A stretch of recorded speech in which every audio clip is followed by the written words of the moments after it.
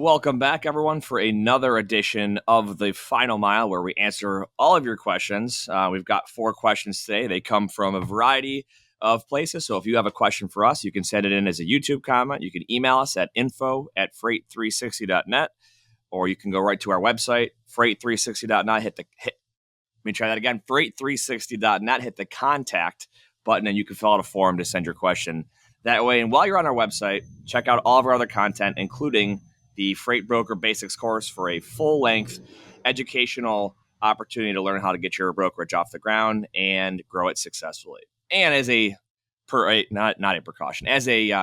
here, if you're watching this video or listening to this episode because of the title, there may be other questions on here that are not part of the title.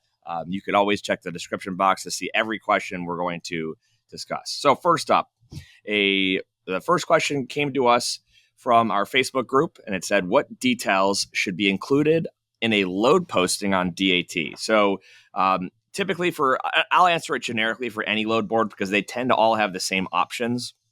But what you're going to tend to see, the basics are an origin, which is going to be a city and state. Sometimes you just throw a zip code in there.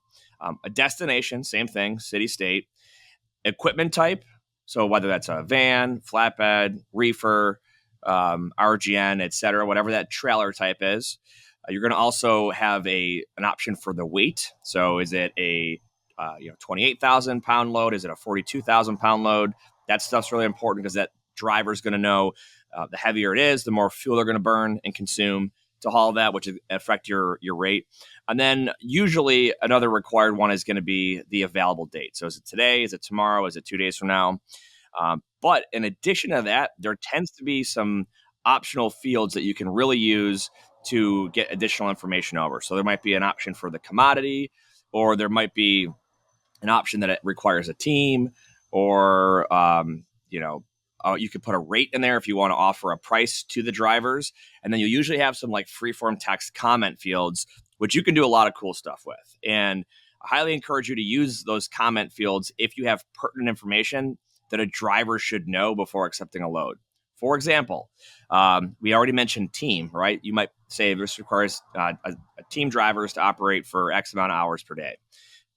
You might want to include special requirements like a lift gate or tarps, and how big are those tarps? Does it require straps? Is it a driver unload?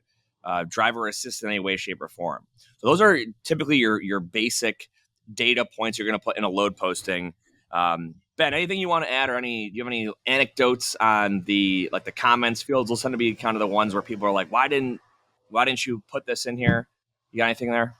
So correct. Yes. And here's some of the advantages and disadvantages of each, right? Again, some people will post a rate.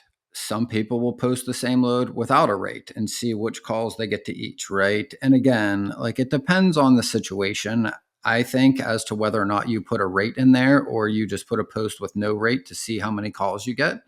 Because again, the pros are, hey, you're throwing that number out there, which means there's maybe some carriers that would want that load but won't call you because you're at 15 and not 16. And the reality is you might be able to go to 16 and you might want to start at 15. So there are advantages and disadvantages to rates and no rates, right? Because some carriers won't call at all on one without a rate. And lanes are different and days of the week are different and different times of the year are different for each of those. So I play with those two to see what the responses are sometimes. The other thing is the commodity, right? The real justification is you, in some cases, want to make sure maybe that driver has experience hauling a specific commodity, right? So that's a reason to put it out there. A disadvantage, though, is if a carrier sees your commodity and your lane, say it's Jacksonville to Chicago, and another broker has Jacksonville to Chicago, they're usually going to call both of you and see which load pays more. And the question they use to identify whether or not both of you are working the same load for the customer at the same time is usually the commodity. That's why the carriers will always ask, hey, what are you moving? They're working, and they should be doing this, right? This is what makes a good dispatcher is they're working all of those potential loads to move to see which is the best fit for time, money, and weight, to your point. So when they can identify the commodity, now they can compare which loads are really sometimes the same load or very similar, right? So there are advantages and disadvantages to putting the commodity up. But the most often overlooked thing that I think people should put in, which they neglect, right? Weight is definitely up there that I think people skip through or don't pay attention to, and it matters. The other one are like special requirements for sure. So, just some examples. You went through a lot, but like open deck, pipe stakes, headache rack, coil racks, chains, straps, 8-foot tarp, 12-foot tarp, 6-foot tarp, right? Any of those you want to know and up front, because you don't want to waste the driver's time or your time talking to a carrier that doesn't have what you need, right? And Exactly. it's just an easy way to kind of weed that out and to make it very clear. The other is dimensions, right? Because when you get very close to legal dimensions, right, like they should definitely be in there, because some equipment, it won't be legal to ship on, some it might be, depending on the length, right, or the height. That plays a lot into the open deck, which again is another overlooked category, I think. I think that's really, that really kind of covers most of Yeah, it, I I would want to add in say. here too, because you hit on dimensions, and one of the big things is if it's a partial load and a driver is going to attempt to consolidate two or more Yep. partial loads, you can run into a lot of issues on the dimensions or on the weight, things like that, because they might be good on one load or they're fine on another load, but when you put them both together, they might be overweight when they go to scale their axles, or they might not have the deck space from the front to the rear to fit everything on there. Because just because something is, let's say, 20 feet long, well, how much deck space does it take up? Is there an additional, bracing and tie down on the Mm-hmm. front or back end that's going to take up additional space? Yep. That's going to limit their, how much additional deck space they have for another partial to go on there. So I agree. It's a good take on it. Let's move to our next And then question. the last final point, Oh, go ahead. Yep. one final point is this isn't going into the load posting, but you should certainly know this from your shipper, and that is the load value. And even though I wouldn't put it on a load post right now, because the higher the value, the more likely it is you're going to invite fraud into the scenario. But it's got to be one of the first questions you ask a carrier when you're talking to them, if you're over 100,000, is to make sure the carrier you're talking to has the insurance amount that covers the shipment. Your shipper is going to need that. That is the first question outside of the load posting that you should ask if you are over $100,000 in value. Agreed. Next question. What software is available for freight brokers to track their loads by location? So this is a good one. Tracking has become also regular on the majority of shipments, especially I know we just talked about inviting fraud, but GPS tracking is a very common thing now. And there's other things too that are not necessarily GPS, continuous tracking, but we'll start with the basics, right? MacroPoint is a very big GPS provider. Trucker Tools is a very common GPS provider.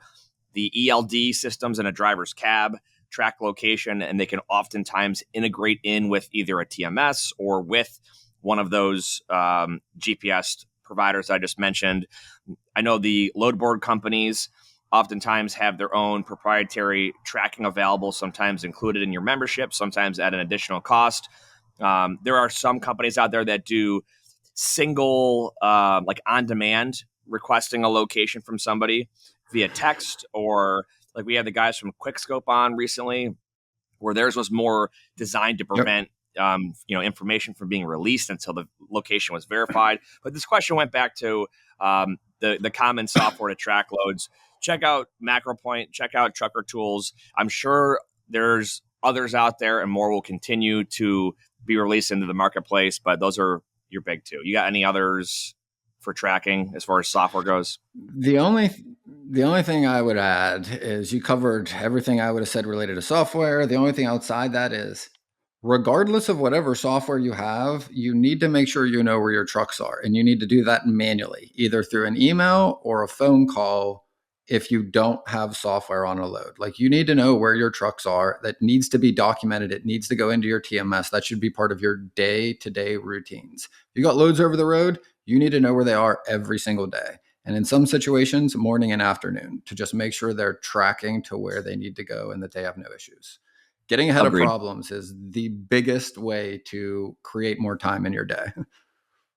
Yeah, software's great, but it's not human. It doesn't necessarily, at least not currently. Maybe it's getting there, but it doesn't have the intuition that humans have. And human conversation is also a great way to build rapport with your customers. So if you can call them, give them an update, or with your carriers Yep, too, right, to build that carrier network. Well, good stuff. Next for sure. question: what is the purpose of co-brokering? Don't we all have access to the same trucks? This is good. No. So, well, I mean, to an extent, hypothetically, yes, but the reality is, you're right. No, we don't. We legally have access to contract with the same folks based on our license, but the reality is, we've got relationships and sometimes pricing leverage based on the volume of stuff that we move. So we've talked about like the common ones. I My company does a lot of full truckload, right? So I don't co-broker anything full truckload. But where we have co-brokered and found a lot of good success is LTL and expedite and intermodal, because these are niche types of equipment that are either very sensitive to the relationship with the broker that they're working with, and they're loyal to that broker, so they might be able to leverage a co-broker to extend that carrier network to somebody else. I've done that with an expedite company, or in the case of LTL, pricing. Same thing with intermodal pricing, right? If they're an expert in LTL, they've got a lot of volume that they're pushing through with RNL or with T4s or Old Dominion. I'm not going to get that same pricing directly. So I would rather work a co-brokerage relationship where I can take their cost, they mark it up to me, and I can resell it, and it's still cheaper to my customer than if I went and got it directly from that truck. So those are examples. You've mentioned a couple in the past about just capacity in certain areas, but what's your answer to this one about co-brokering? I did a lot of this in the teens, right? Prior to the pandemic. Like I worked with Landstar's co-brokers, the ones that I had trust with, going back to our last episode. I've co-brokered with other large brokerages. I've co-brokered with smaller brokers. I did a lot of this when I was at TQL. And what I learned was all of the big brokerages all had co-brokerages with all the others as well. Like the Coyotes worked back then with CH, TQL worked and had co-brokerages. And the reason for it is it's one, the relationships, to your point, for sure has a lot to do with it. But the other thing you said also, it's like where that freight was going at any given time, right? Because like customers will use different brokers, but again, they tend to use a broker for specific things. So sometimes, like we would maybe have a load that we couldn't work on because we just didn't have the network for cross border whatever at that time, maybe that week of that year or whatever, right? So there was a lot of co-brokerage, especially on really large volume accounts where we would work with other brokers, right? And it was fully transparent. There were agreements. Nothing was underhanded in any way. It was really just sharing capacity, and you kind of split the margin amongst both companies. They got a little bit, and then the one company sometimes got a little bit more. So they are and have been fairly common. They've gotten a very bad rap with the amount of fraud, but like this was commonplace because like sometimes like I might have just had a customer that had a lot of volume that was, Philly to Pittsburgh, and another broker has a customer that has a small project and they just need to access that capacity. Hey, sure, we've had these guys in our network running this lane a lot for our other customers.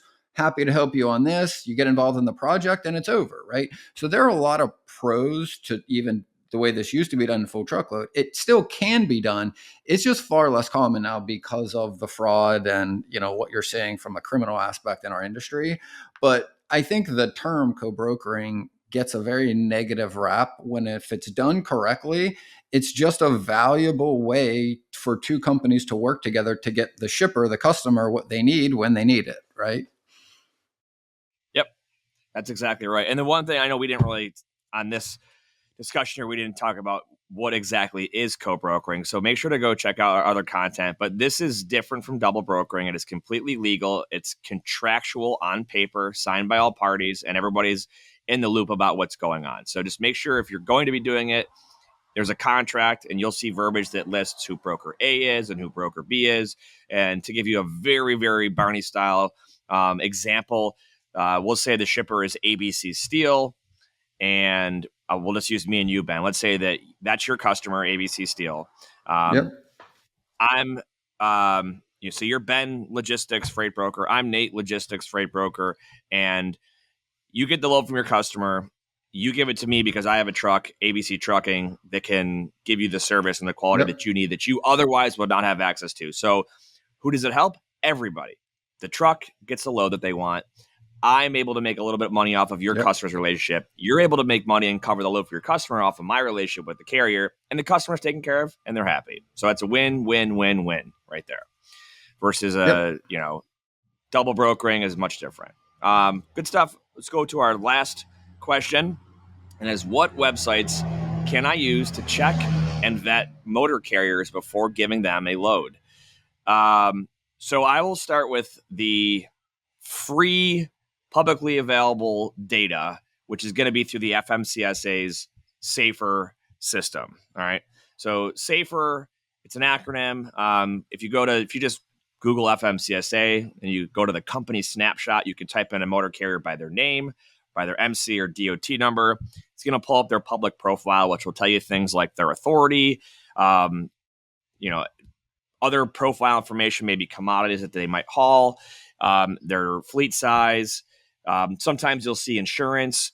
You can also get into the CSA system to see what their safety scores and inspection history looks like. You can see how they rank in driver fitness and in vehicle maintenance, substance, and all the other 5 publicly reported CSA categories. Now, if you want to take it a step further and make it very, very easy, if you've ever looked at our recommended products on our website, you'll see Highways listed on there. It's a product that both Ben and I use ourselves. They are not a sponsor of this show. We do have an affiliate relationship. So if you would like to check out Highway, just make sure either let us know or let them know that we sent you there. But I love it. Basically, you can type in the same thing, name MC, and you'll get all that stuff that from the FMCSA, but it's a lot cleaner. And then you get a whole lot more on top of that. They manage the TIA Watchdog program for reports against anything that comes through TIA. They've got their own internal reporting for cargo theft, hostage loads, double brokering. It gives you insights based off their location and IP addresses. You can also see inspection history on a map down to the VIN number and equipment type and the year, make, and model. So a really good snapshot of this motor carrier. In addition, if you have their onboarding and monitoring tool, Highway Connect, a lot of these carriers have integrated their ELDs to prove their location. You can see them on a map where they're currently at. So I'm a big fan of Highway. There's a lot of others out there, though, right? If you look at the My Carrier packets, the RMIS, Carrier Assure, there's a lot of them out there. But I think the big takeaway is you want to make sure, and I know we covered this somewhat recently on another show, you want to make sure that you're hiring a carrier that is legal, right? So they check the basic boxes of authority, insurance, right? And then in addition to that, their quality. So you're looking at their safety score or safety rating if they are rated, their inspection history, their how they score in each category of the CSA program, and then just about anything else that's important to you and your customer. What's your take here? Anything I missed? Now you covered a lot of it, right? Like kind of the steps I go through. One, I'm looking at, like you said, I'm looking at out of service percentage, driver violations, things like that to try to gauge one, like, well, one, are they legitimate? Like, do they have a license? And then 2, like, how are they managing their equipment and their drivers, right? Like low maintenance, high out of service means they're getting flagged a lot. Lots of driver violations. There's a likelihood that something could happen with one of your loads, right? More or less risky. From there, like the next biggest thing is just making sure you're doing business with who you think you're doing business with, right? Like, and again, Highway is a great tool that vets and verifies the email addresses so you're talking to who you think you're talking to. That's a very vulnerable area to end up with a fraudulent carrier or broker that is pretending to be another one that is actually a legitimate carrier, right? So you want to make sure that whoever you're really sending the load to matches up or verified through some way, right? Whether that's the Yep. FMCSA's like listed email, or if it's a tool like Highway that is saying this. And again, even if you don't have the money yet, My Carrier Packets does a very good job of, at the very least, tying the emails to the FMCSA's verified emails for that account to make sure that like you are literally sending the rate con to the only emails verified through these databases to make sure that if you get a phone call on a load and they say they're from an MC, and they go, oh, just send it to my Gmail address. You should never be doing that now, right? You should at least use one way to make sure you know who you're doing business with, right? And again, I think Highway's the best in class at this. And I think My Carrier Packets does a very good job of automating this at a lower cost and at least vetting and making sure they have the insurance and making sure you're sending the rate cons where they should be going. Because again, this is a big area that is vulnerable to fraud and to people, being imposters, saying they're somebody they aren't. Yeah, I've used both before, MCP and Highway, both quality products. It's a preference thing. You're going to get a little bit different from each, but agreed. Yeah, and I think the big takeaway is do something. Don't just skip the vetting process because Do you'll find something. yourself in a lot of Yes. trouble. But great questions, great discussion about it. Continue to send them our way. We love to answer them. If we get a really good question, and we'll make an entire episode, our Friday episodes about them. Otherwise, Yep. these quicker, shorter ones, we try to get them all wrapped up into our Tuesday final mile as we did today. So, Ben, it was another good one. Any final thoughts? Whether you believe you can or believe you can't, you're right. And until next time, go Bills.